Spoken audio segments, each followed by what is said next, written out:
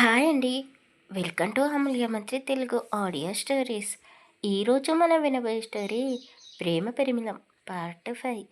ఈ స్టోరీలోకి వెళ్ళబోయే ముందు మన ఛానల్ని సబ్స్క్రైబ్ చేసుకోవచ్చు కదండి. ఇప్పటికే చాలా ఆలస్యం అయిపోయింది. ఛానల్ని స్టార్ట్ చేసి ఒక సంవత్సరానికి పైగానే అవుతుంది. ఇంకా మానిటైజేషన్ అవ్వలేదు.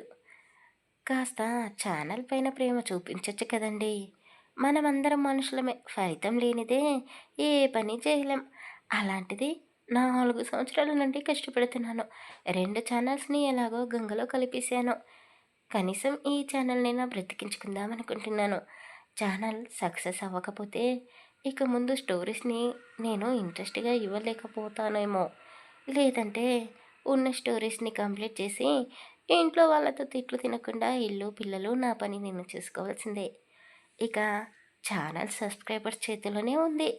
ఛానల్ ఉండాలా ఉండకూడదా అనేది. ఇక ఆలస్యం చేయకుండా కథలోకి వెళ్ళిపోతామా. రాధిక ఇంటికి పెద్ద కూతురు.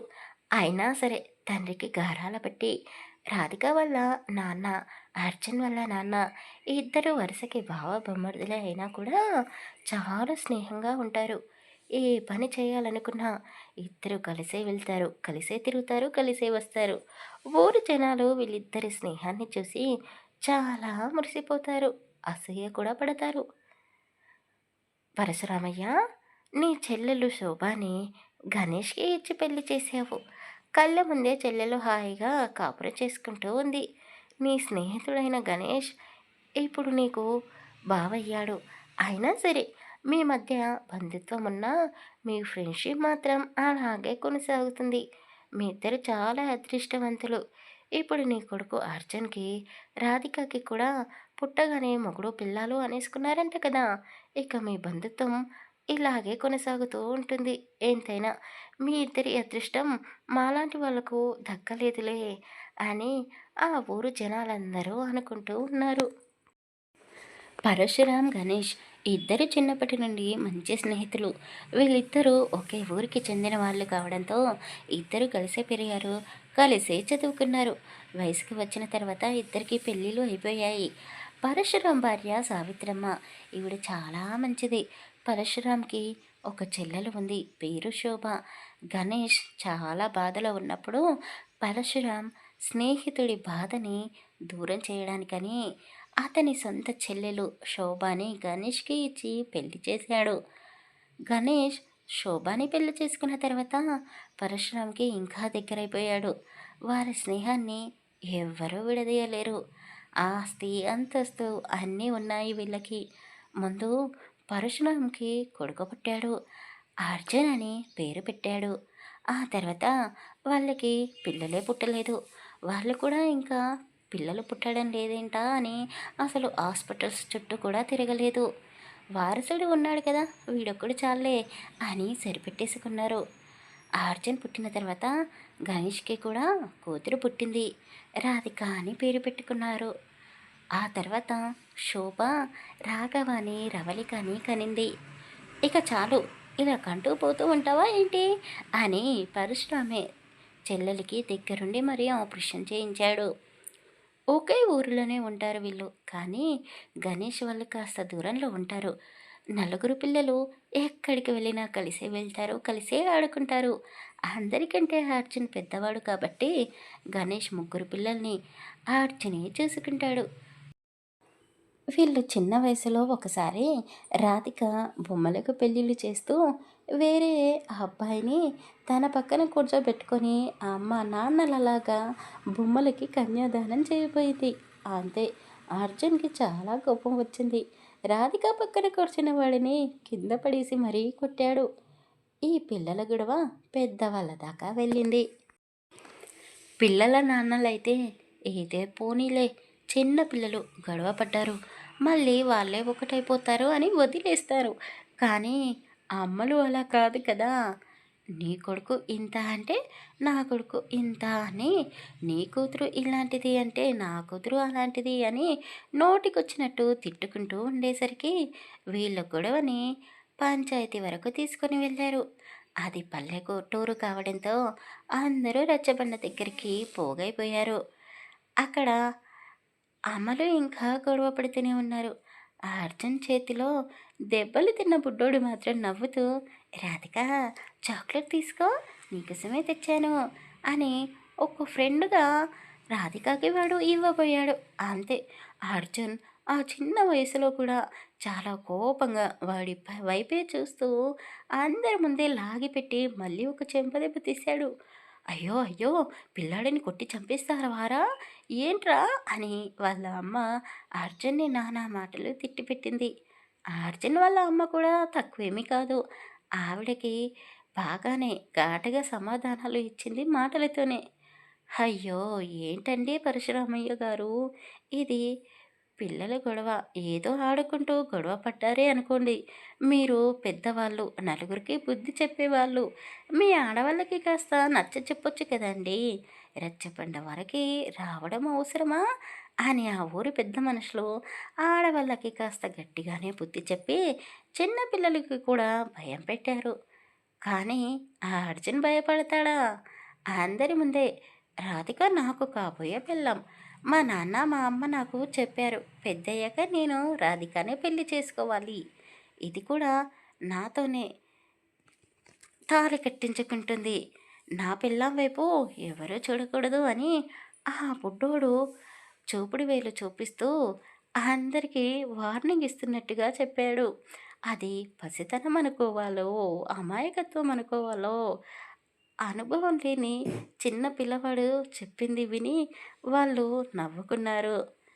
వామ్మో! వేలడంత లేవు కానీ, అప్పుడే నీకు పెళ్లి కావాల్సి వచ్చిందా?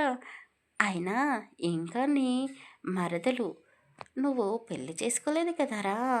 పెద్దయ్యాక మనసు మారకపోతే అప్పుడు నీ మరదల్ని నువ్వే పెళ్లి చేసుకుందువు లేరా అని ఆ పెద్దవాళ్ళు అనేసి ఊరుకున్నారు. కానీ అర్జున్ మాత్రం రాధికనే నా పిల్లమని గట్టిగా ఫిక్స్ అయిపోయాడు మనసులోనే.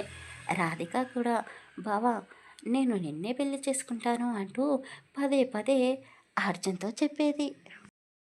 స్కూల్‌కి వెళ్ళినా, బజార్‌కి వెళ్ళినా, ఎక్కడికి వెళ్ళినా రాధికకి తోడుగా అర్జున్ ఉంటాడు. రాధికతో ఎవరైనా అబ్బాయిలు మాట్లాడాలి అంటేనే వణికిపోతారు. ఎందుకంటే నీడలా అర్జున్ ఆమె వెంటే ఉంటాడు కాబట్టి. అర్జున్, రాధిక ఇద్దరూ ఒకే స్కూల్లో, ఒకే క్లాస్. హోంవర్క్ అంతా ఆ అర్జునే చేసి పెడతాడు ఆమెకు.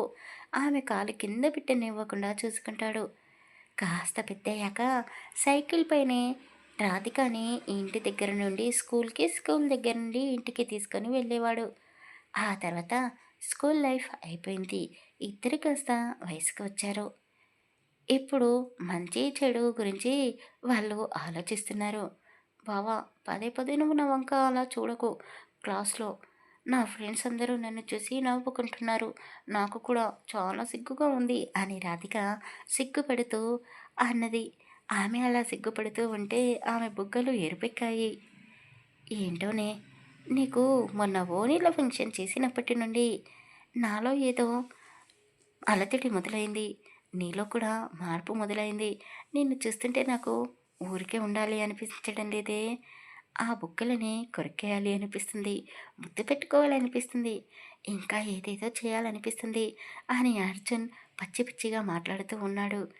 రాధిక నోరెళ్ళబెట్టి, వాయమ్మో! ఏంటి బాబు నీకు ఏమైంది? నీకు కూడా పంచెల ఫంక్షన్ చేసినప్పటి నుండి తిక్క తిక్కగా మాట్లాడుతున్నావు. నీ గురించి అమ్మకి, అత్తకి చెప్పేశాను. జాగ్రత్త అని అతను ఏదేదో మాట్లాడుతూ ఉన్నప్పుడల్లా రాధిక స్వీట్ వార్నింగ్ ఇచ్చేసేది. రాధిక ఏది అడిగినా తండ్రి కాదనడు.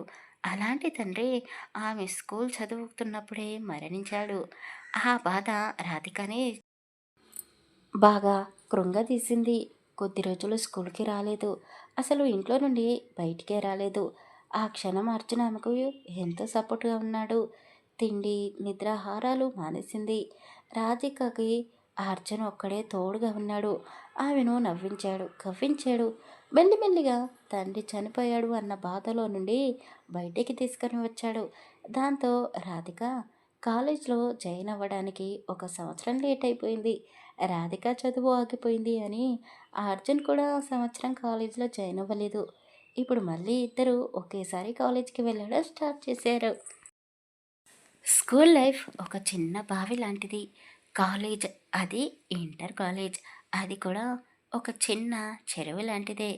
బావిలో నుండి చిన్న చేప పిల్ల రాధిక చెరువులోకి వచ్చింది అని పెద్ద చేప అర్జున్ రాధికకి తోడుగా ఉంది. నలుగురి కన్ను ఆమె మీద పడకుండా కాపాడుకుంటున్నాడు. కానీ ఇప్పుడు వాళ్ళు ఇంజనీరింగ్ కాలేజ్‌లో జాయిన్ అయ్యారు. అది సముద్రం, మహాసముద్రం అనే చెప్పాలి. అందులో ఉండే రంగురంగుల చేపల నుండి రాధికని కాపాడుకోవడం అతనికి ప్రతి క్షణం ఒక యుద్ధమే అయ్యింది. యుద్ధంలాగే చేశాడు కూడా. ఇంజనీరింగ్ చదువుతున్నప్పుడు రాధికకు ఎంతోమంది ప్రపోజ్ చేశారు. ఆమెకి ప్రపోజ్ చేసిన ప్రతి ఒక్కరికి అర్జున్ సమాధానం చెప్పేవాడు. నాకు తనకి చిన్నప్పుడే పెళ్ళయింది అని కూడా కాలేజ్ మొత్తానికి ఒకేసారి మైక్‌లో అనౌన్స్‌మెంట్ చేసి మరీ చెప్పాడు. ఇక ఎవ్వరూ రాధిక జోలికి రారు అని అతను టెన్షన్ ఫ్రీ అయ్యాడు. కానీ కొందరు ఆకతాయి కుర్రవాళ్ళు ఊరికే ఉండరు కదా! అప్పుడప్పుడు రాధికని సతాయించేవాళ్ళు. ఆ అర్జున్ చేతిలో దెబ్బలు కూడా తినేవాళ్ళు తర్వాతకి. ఇక అమ్మాయిల విషయానికి వస్తే, "ఏయ్! రాత్రి మీ బావ ఏం చేశాడే? ఈరోజు ఎగ్జామ్ ఉంది కదా! చదువుకున్నారా? లేక రాత్రంతా వేరే పనిలో ఉన్నారా? హా! హా! చెప్పవే కాస్త మాకు కూడా" అని ఆ అమ్మాయిలు రాధికని మధ్యలో కూర్చోబెట్టుకొని అడిగేవాళ్ళు. అసలు వాళ్ళు ఏం సమాధానం చెప్పాలో వాళ్ళకి అని రాధిక ఆలోచిస్తూ ఉంది. వాళ్ళు మాట్లాడేది ఏంటి అని ఆమె ఏదో పరధ్యానంలోనే అసలు అర్థమయ్యి కానట్టుగా ఉండింది. కానీ ఆ అర్జున్‌తో ఎవరైనా అమ్మాయిలు మాట్లాడితే రాధిక అస్సలు ఊరుకోదు. "ఎందుకు నువ్వు దానితో మాట్లాడావు?" అని ఆ రోజు మొత్తం అతనితో గొడవ పడుతూనే ఉండేది. పరశురాంకి వెన్నంటే ఉండే బావ గణేష్ చనిపోవడంతో అతను కూడా చాలా కృంగిపోయాడు. వయసులో ఉన్న ఇద్దరు మేనకోడళ్ళను పెట్టుకొని నా చెల్లెలు ఒంటరిగా బాధపడుతుంది అని ఆయన చెల్లెలు శోభని ఇంటికే తీసుకుని వచ్చాడు. ఇక రాధిక అర్జున్ ఒకే ఇంట్లో ఉంటున్నారు. రోజు అర్జున్ రాధికని ప్రేమగా నిద్రలేపుతాడు. ఆమె చిరునవ్వు నవ్వుతూనే నిద్రలేస్తుంది. కాలేజీకి వెళ్ళేసరికల్లా ఏదో ఒక కారణం చెప్పి అతనితో గొడవ పడుతూనే ఉంది. అతని బైక్ పైనే కూర్చొని అతన్ని గట్టిగా వాటేసుకొని కాలేజీకి వెళ్ళేది. ఈ ఇద్దరు కాబోయే మొగుడు పెళ్ళాలు అని ఇంట్లో వాళ్ళు కూడా వాళ్ళని ఏమీ అనేవాళ్ళు కాదు. ఇక కాలేజీలో అయితే ఏకంగా వాళ్ళు పెళ్ళే చేసుకున్నారు అని ఫ్రెండ్స్ కూడా వాళ్ళని చూసి అసూయ పడేవాళ్ళే తప్ప ఏమీ అనుకునేవాళ్ళే కాదు. రాధిక వట్టి అమాయకురాలు. ఎవరు ఏది చెప్పినా అది నిజమని నమ్మిస్తుంది. వాళ్ళ కోసం సాయం చేయడానికి ఎంత దూరమైనా వెళ్తుంది. కానీ అర్జున్ అలా కాదు. వెనక ముంద బాగా ఆలోచిస్తాడు. అవతలి వాళ్ళు చెప్పేది నిజమా అబద్ధమా అని కూడా లోతుల్లోకి వెళ్తాడు. ఇంజినీరింగ్ కాలేజ్ అంటే ఎంత ప్రెజర్ ఉంటుందో అంతే ఎంజాయ్మెంట్ ఉంటుంది. ఆ రోజు కాలేజ్లో డీజే నైట్ ఉంది. ఇదే లాస్ట్ ఇయర్. ఎప్పుడు నేను ఎలాంటి ప్రోగ్రామ్‌కి వెళ్ళలేదు. ఈసారి ఖచ్చితంగా నేను పార్టీకి వెళ్ళి తీరాల్సిందే అని రాధిక పట్టుపట్టింది. అయ్యో! అక్కడికి వెళితే నువ్వు ఎంజాయ్‌మెంట్ చేయలేవే. నీకు ఆ కల్చర్ నచ్చదు అని అర్జున్ ఎంత చెప్పినా రాధిక వినిపించుకోలేదు. సరే నీ సరదాని ఎందుకు కాదంటాను. పద నేను కూడా నీకు తోడుగా వస్తాను అని ఫంక్షన్ జరుగుతున్న చోటికి అతను తీసుకొని వెళ్ళాడు. అది నైట్ ప్రోగ్రామ్. అలాంటి ప్రోగ్రామ్‌కి ఆమె ఎప్పుడూ రాలేదు. చిన్న పిల్లల మనస్తత్వం ఆమెకు ఇంకా పోలేదు కాబట్టి ఆ ఫంక్షన్‌కి పింక్ కలర్ లెహెంగా వేసుకుంది. పెదాలకి కూడా పింక్ కలర్ లిప్‌స్టిక్ వేసుకుంది. ఆఖరికి తలలో హెయిర్ పిన్ కూడా పింక్ కలరే పెట్టుకుంది. చెప్పుల దగ్గర నుండి హెయిర్ పిన్ వరకు అన్నీ మ్యాచింగ్ పెట్టుకొని వచ్చింది. ఆమె ఒక డాల్‌లా కనిపిస్తూ ఉంది. అందరూ హాఫ్ హాఫ్ బట్టలతో ఉన్నారు. అక్కడ అమ్మాయిలు. వాళ్ళలో రాధిక ఒక్కతే ఒక బేబీ డాల్‌లా మెరుస్తూ ఉంది. అందరి కళ్ళు ఆమె మీదనే ఉన్నాయి. అయితే వీళ్ళిద్దరితో పాటు రవళిక కూడా వచ్చింది. కానీ రవళిక అక్కడ ఉన్న అమ్మాయిలకి తగ్గట్టుగానే డ్రెస్సింగ్ వేసుకొని వచ్చింది. "అక్క, అందరూ నిన్ను వింతగా చూస్తున్నారే" అని రవళిక అన్నది. వింతగా చూడడం లేదు. కొత్తగా చూస్తున్నారు. రాధిక అందరికంటే స్పెషల్ అని అర్జున్ నవ్వుతూ అన్నాడు. అయినా నేను వాళ్ళకి నచ్చినట్టు రెడీ అవ్వలేదే. నాకు ఇలా ఉండడమే ఇష్టం. బావకి కూడా నేను ఇలా ఉండడమే ఇష్టం కదా బావా నువ్వు చెప్పు నేను ఎలా ఉన్నాను అని రాధిక సిగ్గుపడుతూ అడిగింది. నీకేంటే చాలా అందంగా ఉన్నావు. నిన్ను ఇప్పుడే ఇక్కడే కొరికేయాలనిపిస్తుంది అని నవ్వుతూ అన్నాడు. అతను కూడా రవళిక వాళ్ళ మాటలు వింటూ కాస్త పక్కకు వెళ్ళి ఇద్దరికీ జ్యూస్ తీసుకొని వచ్చింది. ఇది తాగిన తర్వాత రాధిక పిచ్చిదానిలా డీజే పాటలకు చిందులు వేస్తూ ఉంది. పద్ధతిలా ఒక అమ్మాయిలా ప్రవర్తించే రాధిక ఆ రోజు మితిమీరి ప్రవర్తించింది. ఆ అర్జున్ని నానా తిప్పలు పెట్టింది. చివరికి అతన్ని అందరి ముందే ముద్దు కూడా పెట్టేసింది అతనికి. అయ్యో అక్క ఏం చేస్తున్నావు? బావ పరువంతా తీసేశావు. బావ నువ్వు అక్క మీద కోపడకు. అక్క ఎందుకు ఇలా చేస్తుందో ఏమో. ఆ జ్యూస్లో ఎవడో ఏదో కలిపినట్టున్నాడు. నేనే అనవసరంగా తీసుకొని వచ్చాను. అయ్యో అయ్యో అని రవళిక బాధపడుతూ ఉంది. పోనీలే ఇప్పుడు ఏం జరిగిందని, అయినా అది ముద్దు పెట్టింది ఎవరికి? నాకే కదా అని అర్జున్ అన్నాడు. రాధిక అసలు ఎవరి మాట వినడం లేదు. ఇక లాభం లేదు అని అర్జున్ ఆమెని బలవంతంగా భుజాలపైన వేసుకుని కాల్లో ఆమె జాగ్రత్తగా ఇంటికి తీసుకుని వచ్చాడు. బావా ఇప్పుడు ఏం చేద్దాం? ఇంట్లో వాళ్ళకి అక్క గురించి తెలిస్తే తిడతారేమో అని రవళిక అన్నది. ఎవరికీ ఏమీ తెలియని అవసరం లేదులే. వాళ్ళకి తెలిస్తే అక్కని ఎందుకు తిడతారు? ముందు నువ్వు వెళ్ళి ఒక ప్లేట్లో అన్నం తీసుకునిరా అని చెప్పాడు. అతనే రాధికకి గౌరుముద్దలు పెట్టి కడుపు నిండా తినిపించాడు. ఆ తర్వాత కూడా రాధిక అసలు పడుకోలేదు. బావా సారీ, రేపు నాకు ఇంపార్టెంట్ ఎగ్జామ్ ఉంది. నేను వెళ్ళి పడుకుంటాను. అక్కని నువ్వే పడుకోబెట్టు అని చెప్పేసి రవళిక తన గదిలోకి వెళ్ళిపోయింది. ఇక అర్జున్ రవ రాధికకి తోడుగా ఉన్నాడు. ఆమె డ్రెస్ చాలా హెవీగా ఉండడంతో అతనే ఆమె ఒంటిపైన ఉన్న డ్రెస్ని తీసేసి నైట్ షూట్ వేశాడు.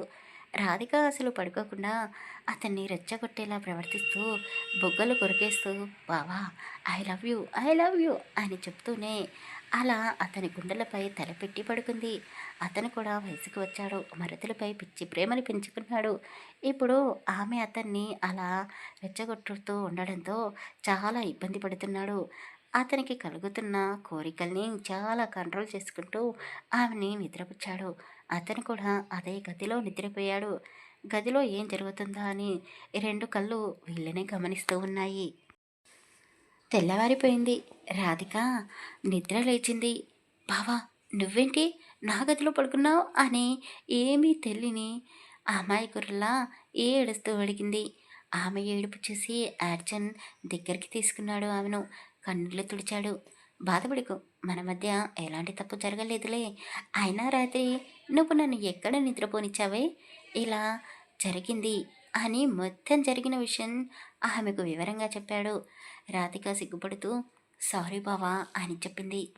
సరే నువ్వు ఫ్రెష్ అయ్యి బయటికి రా, నేను నా గదిలోకి వెళ్తున్నాను అని అతను మంచంపై నుండి పైకి లేచాడు. వెళ్తున్న వాడిని ఒక్క నిమిషం అని ఆపేసి నా డ్రెస్ ఎవరు చేంజ్ చేశారు అని చిన్నగా అడిగింది. ఇంకెవరు చేశారు? నీకు కాబోయే మొగుడిని నేనే చేశాను. కాకపోతే లైట్స్ ఆఫ్ చేసి డ్రెస్ చేంజ్ చేశాను. అందుకే నువ్వు వేసుకున్న టీషర్ట్ వెళ్తా ఉంది. సరి చూసుకో. లైట్స్ ఉంటే నేను ఎక్కడ కంట్రోల్ తప్పుతానో నీ అందాలను చూసి అని లైట్స్ ఆఫ్ చేశానే అని అతను చెప్పేసి సిగ్గుపడుతూ ఆ గదిలో నుండి బయటికి వెళ్ళాడు. అందరూ హాల్లోనే ఉన్నారు. వీళ్ళిద్దరూ ఒకే గదిలో పడుకున్నారు అని వాళ్ళేమీ తప్పు పట్టలేదు. కానీ ఇంకా లేట్ చేయకూడదు అని వెంటనే పెళ్ళికి ముహూర్తాలు పెట్టించేశారు. ఇది డీజే నైట్‌కు వెళ్ళాలి అని ఎందుకు పట్టుపట్టిందో నాకు తెలీదు కానీ, తొందరగా మా పెళ్ళైతే జరిగిపోతుంది. నిన్ను చాలా రుణపడిపోయానే నీకు అంటూ అర్జున్ రాధికని గట్టిగా కౌగిలించుకొని ముద్దు పెట్టుకున్నాడు. 10 రోజుల్లో ఇద్దరికీ పెళ్లి కూడా జరిగిపోయింది. ఆ 10 రోజుల్లోనే రాధిక మనసు కూడా మారిపోయింది. బావా నేను నిన్ను పెళ్లి చేసుకోలేను అని అతని ముఖంపైనే చెప్పేసింది. ఆమె ఏదో తమాషాకి అలా మాట్లాడుతుంది అని అర్జున్ సీరియస్ అవ్వలేదు. ఎందుకు బావా నేనంటే నీకు అంత ఇష్టం, నన్ను వదిలేయచ్చు కదా అని రాధిక గతంలో నుండి బయటికి వచ్చి రెప్ప వేయకుండా అర్జున్నే చూస్తూ ఉండిపోయింది. ఆ తర్వాత ఏం జరగబోతుంది తర్వాయి భాగంలో తెలుసుకుందాం. కథ నచ్చితే ప్లీజ్ లైక్ చేసి కామెంట్ చేయండి. అలాగే మన ఛానల్ని సబ్స్క్రైబ్ చేసుకోండి. Thank you for listening.